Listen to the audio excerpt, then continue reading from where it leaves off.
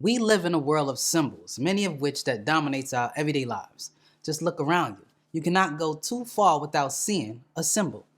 But what is a symbol really?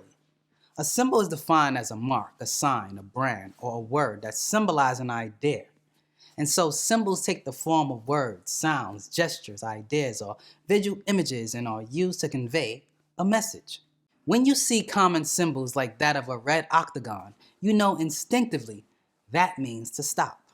When you see a symbol of a red cross, you know that it has something to do with help. Maybe. But did you know that some symbols allow people to go beyond what is known or seen, creating a link between different concepts and or experiences that cannot be related simply through words? There are many types of symbols such as pictograms, ideograms, icons, phonograms, typograms, and logos, but the type of symbols I would like to focus on today is ancient cultural symbols, but more particularly the ancient Neolithic Egyptian cultural symbols whose way of life predates any of that of the modern world. Welcome to Back to the Basics, where you learn facts, hope you embrace it. Watch, like, share, bring in awareness. Watch, like, share, bring in awareness. I'm fearless. Welcome to Back to the Basics, where you learn facts, hope you embrace it. Watch, like, share, bring in awareness. Watch, like, share, bring in. The majestic, mysterious, and grand pyramids in whose yet undiscovered chambers are hidden knowledge in the form of symbols so long lost to the world, and yet its spirit of symbolism is its essence. In time immemorial, symbolism was used to convey that which words can sometimes misinterpret. Now, to interpret ancient symbols, you must follow an ancient course. That is to seek knowledge from the cradle to the grave. And to do this, you must first learn how to penetrate layers after layers of interpretation, for the pollution of both time and error has allowed many to misinterpret sacred symbols. Now, beneath all symbolism is a substance with a meaning that is real and valid, which is important to us all. Symbols, which have endured since the ancient times, going back to the earliest reasoning to the most basic ideals of the human species, comes the nearest to anything that we have to a universal language. However, the moment we lock our thoughts in words, we restrict our meanings. The moment we begin to interpret in terms of familiarity, we also impose a dogmatism upon its meaning, and gradually most symbols have been dogmatized and given wrong meanings, which exhausts the research in the subject. The moment dogma is placed upon any natural growing concept, it creates a pattern of acceptance of terms and patterns exhausted by those who have gone before us. And so there will be thousands of interpretations already known for certain symbols. Take the swastika symbol, for instance, which is also known as the broken cross. In these modern times, it is recognized as a symbol of the Nazi Party. However, with more in-depth research, you will find that this ancient symbol originally was used to denote harmony with nature, for it was symbolic of the four winds, the four seasons, and the 4 points of the compass. Now, if we are content to accept any and all meanings of a particular symbol, we will deprive ourselves of the greatest adventure of all, and that is the personal journey of exploring the idea to seek the truth. You see, people do not search for that which is found, but only for that which is not found. The language of symbolism relates to something about which there is no common knowledge for the perpetuation of certain ideas. Symbolism is a language about something. It is a language relating a particular level of facts, and the reason that this fact has remained only in symbolism for thousands of years is due to the fact of keeping the meaning sacred only to those who knows. Such knowledge is not like the knowledge given to us in philosophy. It would not be knowledge in accepted theology. It is not the knowledge that can be expounded in mere mathematical formulas, or the type of knowledge revealed to us under scientific hypothesis. It has to be something in its own nature so elusive that it cannot be captured and can therefore only be known through its symbolism.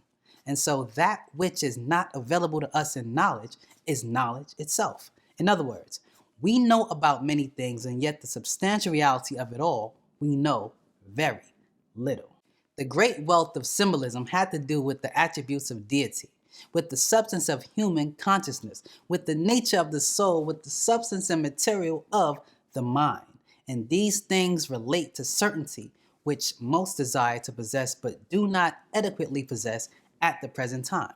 Thus, sacred symbolism is an uncommon type of knowledge that deals with the great universal values which many have sought from the beginning of time.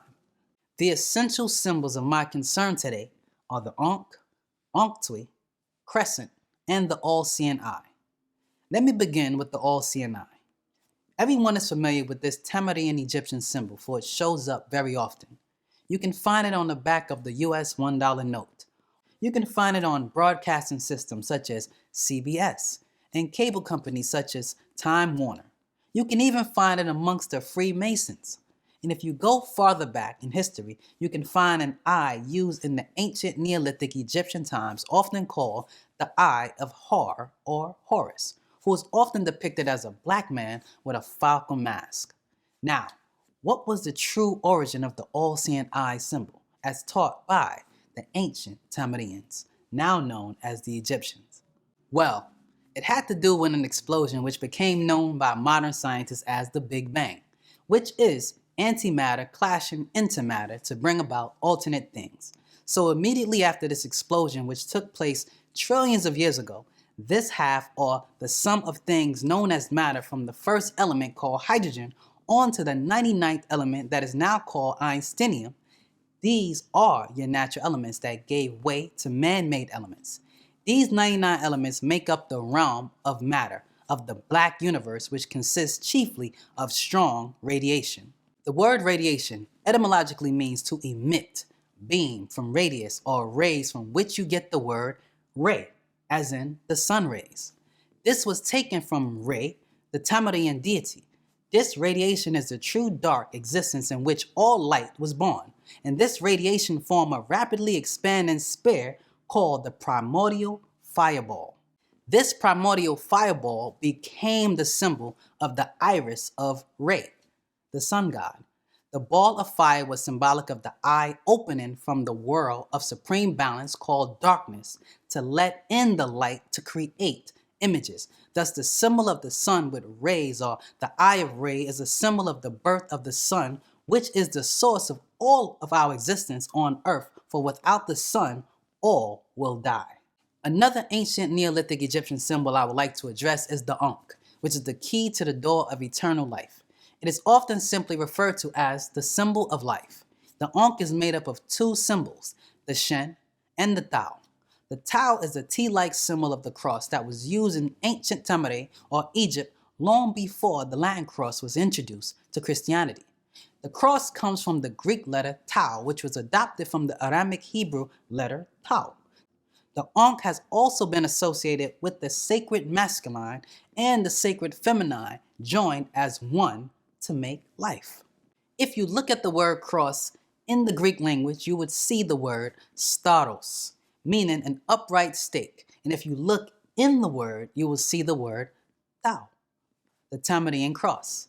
To cross means to lay something on top. Renditions of the Ankh can be seen as a cross with a circle on top, which is symbolic of the sun you see brightly in the morning. Another rendition is the crux ansata of the Coptic Church. The ancient symbol of the rising sun is called the Shen, from which the Greek omega symbol comes from. The crescent is symbolic of growth and expansion, for it is a symbol of the shadow or night. For example, in the shadow or the deep dark depths beneath the soil is where we plant seeds, and as the embryo in the seed begins to grow, it soon expands or sprout into the light to become a plant. The symbol known as the Ankh'twi or Anak'twi, the double Unk, is an ancient symbol that means life after life, or simply double resurrection. In the ancient Neolithic Egyptian language, the word Ankh means life, and the word Twi means two. And so, unlike the Ankh with one single line going across, the Ankh'twi has two lines instead. Many people are under the impression that the Ankh'twi is a new symbol. No. The Ankh'twi is a very ancient symbol. However, most people confuse the Ankh'twi with the Ankh because they are not paying close attention to the details in the symbol, nor do they understand the symbolism.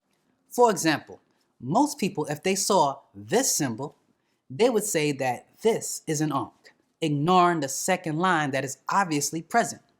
That second line has a meaning, Just like if a scarab was present on the Ankh, it too would have a meaning.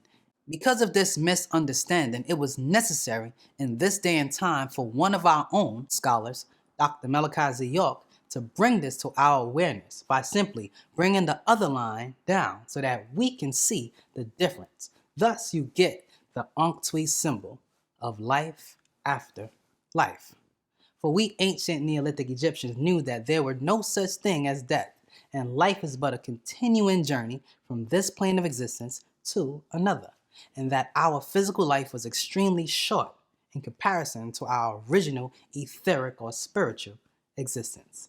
Symbols is to be found in their purest form in the great mystery institutions of the ancient Neolithic Egyptians. The ancient Egyptian institutions was dedicated to the greatest spiritual values that we know. Anywhere you go and search for the ruins of ancient wisdom, you will find symbols that are difficult to interpret, dealing with the most abstract convictions. Yet, these ancient symbols perpetuate something of the nothingness. I'm Kefre, and this is Back to the Basic. Facts we stated. You wanna know something? Go back to basics. Most saw trapping was called the Matrix. The world frivolized, yet it's hard to face it. So I spread truth, hope you embrace it. Watch, like, share, bring in awareness. Be born to be woke.